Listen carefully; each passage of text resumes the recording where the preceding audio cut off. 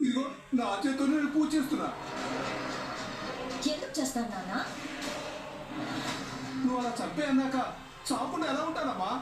నాన్న, నేను ఆ మాట చెప్పిన ఆద్య ఆ పని చేయలేదు అని నాకు తెలుసు. అడ్డం వస్తే ప్రాణాలు తీసే మనస్తత్వం మనది, ఆద్యది కాదు.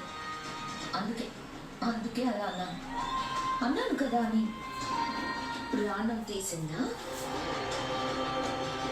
వాళ్ళ నాన్నని నా నుంచి విడిపించుకోవడానికి నిన్ను అడ్డం పెట్టుకుంది. దానిలోకి నేను భయపడిపోయి వాళ్ళ నాన్నను వదిలేస్తే నేను అనుకున్నది జరగదు. అసలు ఏంటమ్మా నువ్వు చెప్పేది?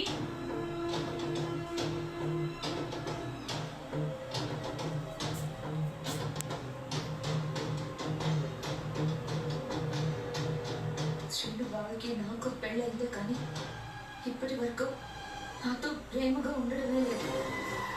మేమిద్దరం ఒకటి కాకుండా అడ్డుపడుతుంది ఆద్య. కాబట్టి మీ నాన్న బ్రతకాలంటే